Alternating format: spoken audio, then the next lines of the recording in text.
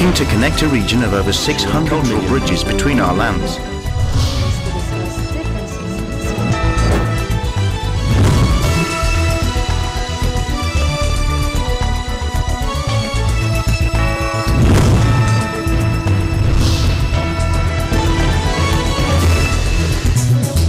Hello and welcome to ASEAN in Focus. I'm Nea Mangawang, delivering to you the latest news in and around the ASEAN region.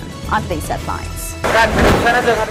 At least one person died while dozens remain missing after a ferry carrying 80 people capsized in Indonesia.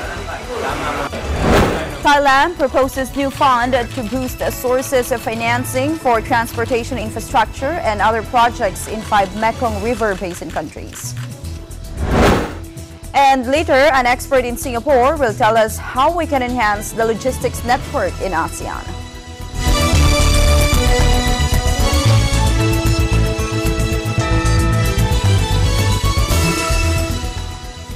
At least one person has died and dozens are missing after a ferry carrying 80 people capsized Monday in Indonesia. National Disaster Agency spokesman Sutopo Purwonugroho said 18 passengers have been rescued. Authorities have deployed rescue vessels to the scene, but bad weather has halted the operation for the night. The boat overturned in Lake Toba in province of North Sumatra, more than 1,300 kilometers northwest of the capital, Jakarta. Authorities believe the craft was operating illegally with no manifest and passengers had not been given tickets. Itu kapal jam 17 berlayar menuju ke Tigaras. Jumlah penumpang kita tidak tahu persis, tapi karena bermotor sepeda roda sepeda 2 itu sekitar 60 sepeda motor. The sinking is the latest in a string of deadly maritime accidents in the vast Indonesian archipelago, which relies heavily on boats to ferry people around its 17,000 islands, but has a poor safety record. Last week, a traditional wooden boat with about 40 people capsized in the island of Sulawesi, killing more than a dozen people. In 2017, a tourist boat on the resort island of Bali exploded, killing 2 foreigners and injuring about 20 others. Flooding in southern Myanmar has caused a landslide at a famed Buddhist pagoda, submerged homes and displaced hundreds of people as monsoon rains batter the country. Several parts of Myanmar's southern Mon state are facing flash floods due to the heavy rains since the weekend, with no relief in sight, according to a report in the state-run Global New Light of Myanmar on Monday. Rains triggered a landslide that damaged the hilltop Kiek Tan Lan pagoda, whose golden stupa towers over state capital Mau Lam Yin. Bowen, a resident helping with the flood response, said that around 1,000 people were sheltering in several sites around Mau Lam Yin. About 150 residents further south of Mau Lam Yin were evacuated to a government school after dozens of homes and bridges were submerged, while a monastery was destroyed across the river from the city. So far, no casualties have been reported in the state. Rains continue to pound swaths of the country. Last week, 5 people were killed after monsoon rains triggered a landslide in Mogok, a northern Myanmar town famed for its ruby mines. Myanmar is one of the several countries in the region to face severe yearly flooding. In 2015, it topped a global list compiled by climate scientists of nations hardest hit by extreme weather. That year, more than 100 people died in flood waters that also displaced hundreds of thousands across the country. Heading over to Thailand, the Department of Corrections said it has carried out its first execution since 2009, killing a 26-year-old convicted murderer in a move condemned by Amnesty International as deplorable. Thirasak was convicted of aggravated murder for the 2012 fatal stabbing of a 17-year-old for his mobile phone. The victim was stabbed 24 times. Amnesty International issued a statement calling the execution deplorable and a major setback for the country. Thirasak was the 7th convict to be executed by lethal injection since Thailand switched methods in 2003 from a firing squad. Now back here in the Philippines, the Supreme Court has upheld its decision to oust Maria Lourdes Sereno as Chief Justice. Voting 8-6, the High Court denied Serrano's motion for reconsideration. The Supreme Court on May 11 granted a quo warranto petition filed by Solicitor General Jose Calida and invalidated the appointment of Serrano in 2012. The High Court disqualified her from the post for lack of proven integrity due to her failure to file all her statements of assets, liabilities, and net worth or SAL-Ns when she was still teaching law in the University of the Philippines.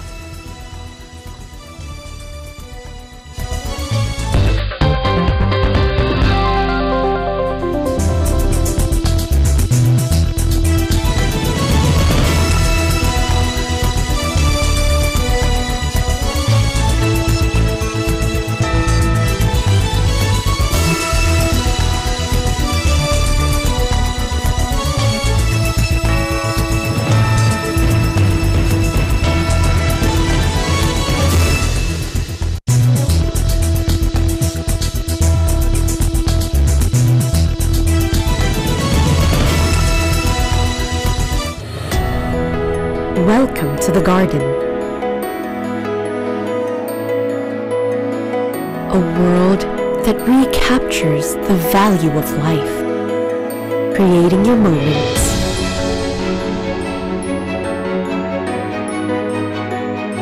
kindling your passion, worth reliving over and over. This is your world, your life, your garden.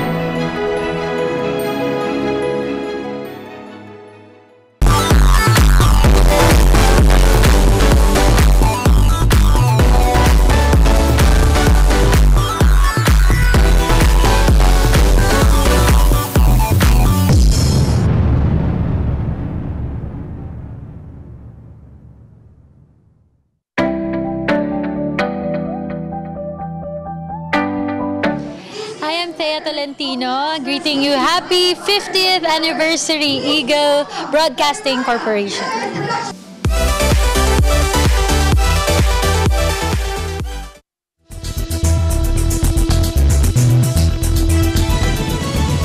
Welcome back. Cambodian prince hurt in a car crash that killed his wife was flown to Bangkok for treatment Monday and is expected to recover, according to a member of his political party. Yim Savi, the Secretary General of the Funcinpec Party, said that Prince Norodom Ranariddh, a former Prime Minister and half-brother of the current King Norodom Sihamoni, suffered some broken ribs and leg injuries. Bangkok has some of the best medical facilities in Southeast Asia, and Cambodians who can afford it often travel there for treatment. Ranariddh, the head of the royalist Funcinpec Party, was riding with his wife, Uk Phalia, in a campaign convoy in southwest Cambodia on Sunday when a taxi going in the other direction hit their vehicle head-on. Phalia died in a local hospital while Ranariddh was airlifted to the capital Phnom Penh. Police said at least 7 other people were also injured in the accident. A senior Funcinpec official told reporters at Phalia's funeral on Monday that authorities should investigate the crash. Funcinpec is contesting national elections set for July 29 despite widespread international fears that the poll will be neither free nor fair after the main opposition group, the Cambodian National Rescue Party, was banned late last year. Relations between Ranariddh and Prime Minister Hun Sen, who is looking to extend his 33-year grip on power, have long been fraught, but the two former foes have reconciled in recent years. The prince served jointly with Hun Sen as Prime Minister from 1993 to 1997 when he was toppled in a bloody coup led by forces loyal to the strongman. Meanwhile, Pramila Paten, the United Nations Special Representative on Sexual Violence in Conflict, recently met Rohingya refugee women who have suffered sexual abuse. She describes measures being taken to help them. Watch this.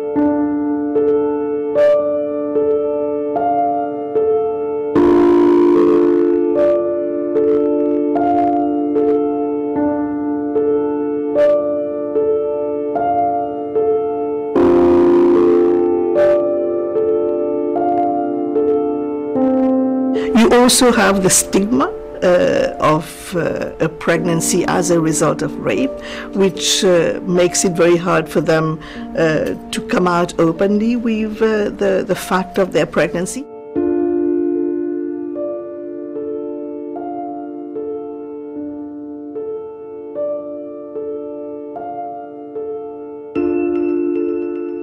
What is being done to help out those survivors of sexual violence, the women, the girls, the children, the child-headed household, is a women-friendly space, child-friendly space.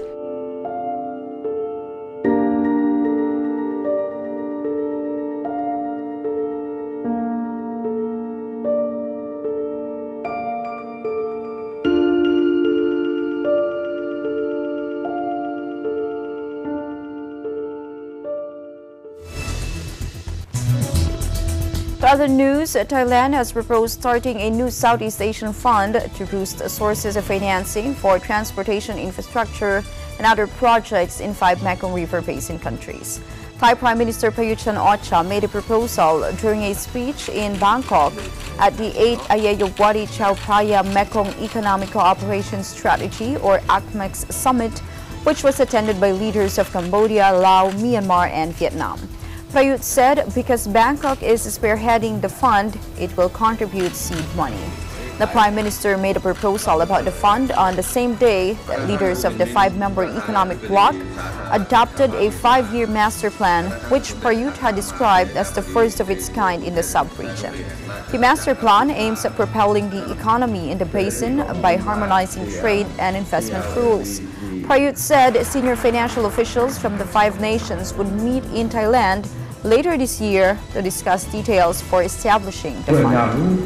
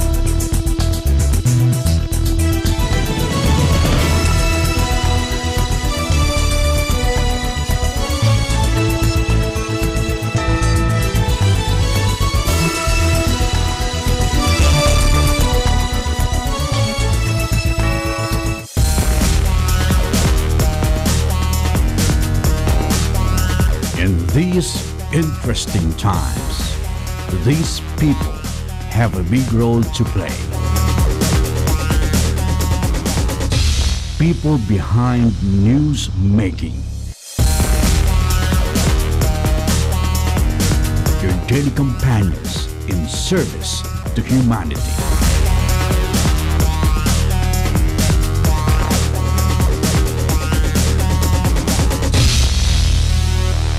Eagle News Service.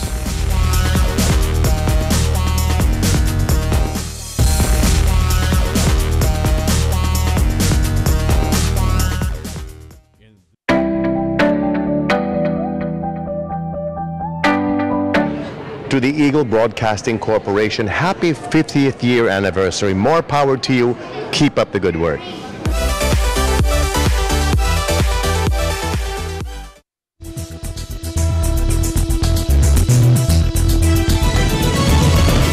Welcome back. JD.com hastens e-commerce race in Southeast Asia with $550 million stake sale to Google.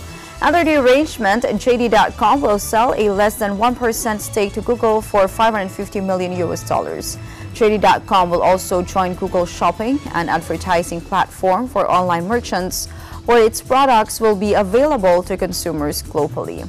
Google's investment in JD.com comes as e-commerce companies including Alibaba Group and Amazon race to expand their global reach and carve a larger slice of market share in regions such as Southeast Asia, where the potential for e-commerce is viewed as largely untapped. Chinese smartphones brands such as the Vivo, Oppo, and Xiaomi have proven to be a hit among consumers in the region of 650 million people with their affordably priced models. Tencent Holdings, the online gaming and social media giant, is the largest shareholder in Singapore-based Sea, which operates Shopee, a regional e-commerce platform. Other internet services companies such as Didi Shuqing and Meituan Jianping have invested in local champions such as Singapore-based Grab and Jakarta-based Gojek, respectively. Meanwhile, the IAEA and its UN partners are helping Indonesia meet a growing demand for food using nuclear techniques. Take a look. With 260 million inhabitants, Indonesia is one of the world's most populous countries. But population growth and increased living standards in recent decades have led to a sharp rise in food consumption. How can the IAEA and its UN partners help Indonesia meet a growing demand for food?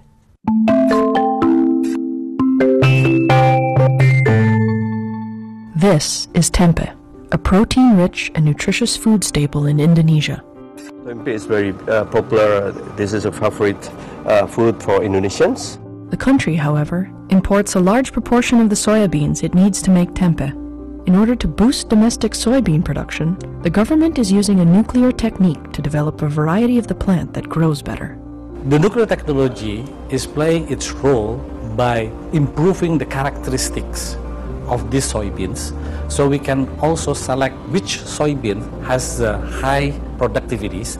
Plant mutation breeding uses radiation to generate crops with improved traits that are more suitable for local conditions.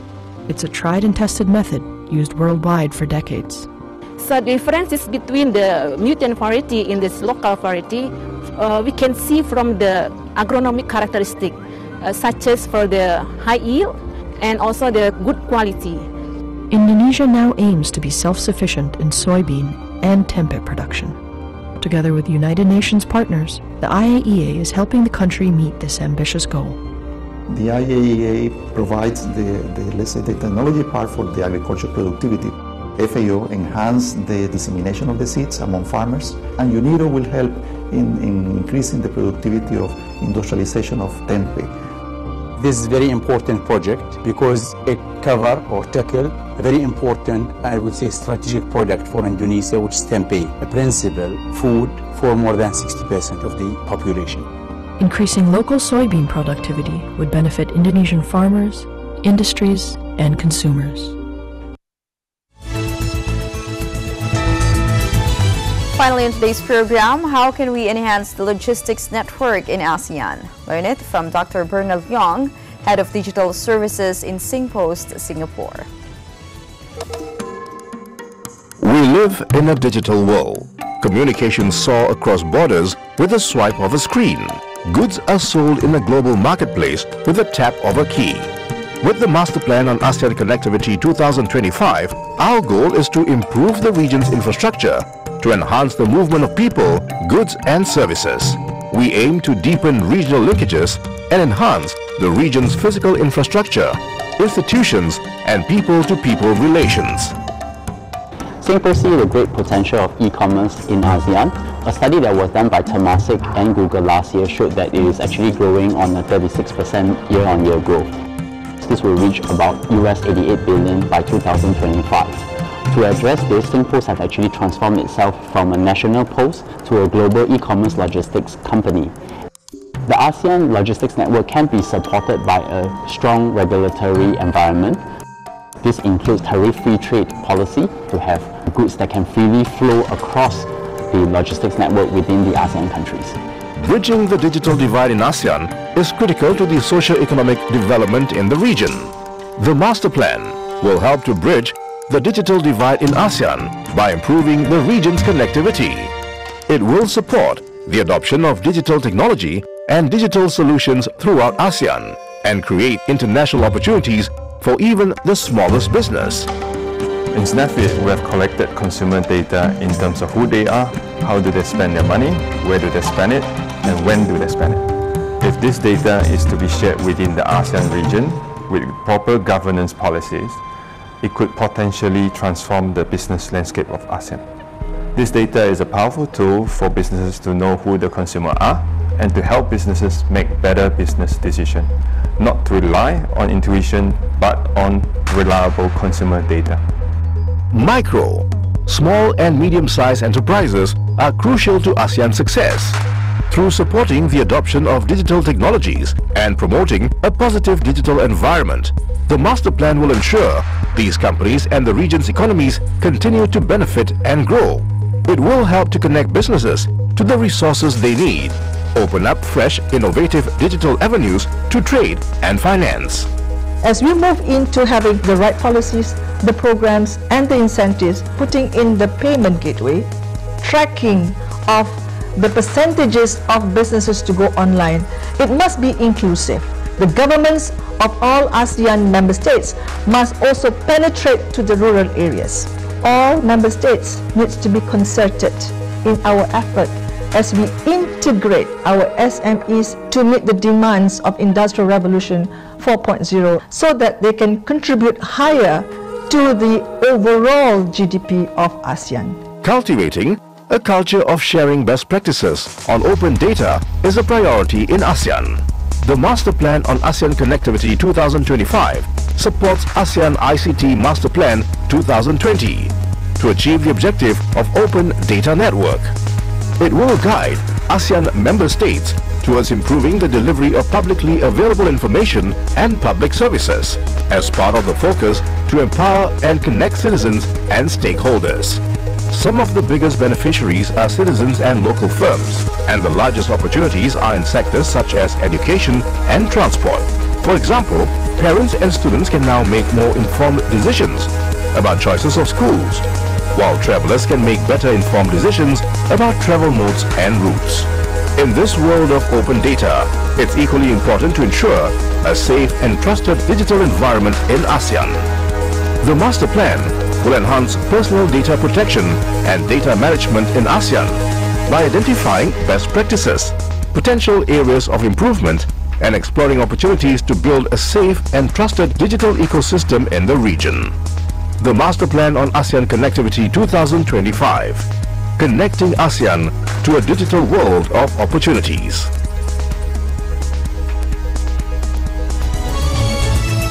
And that is the latest news in the Southeast Asian nations. Stay updated about the ASEAN region. I'm Nea Mangawang, always one with 25.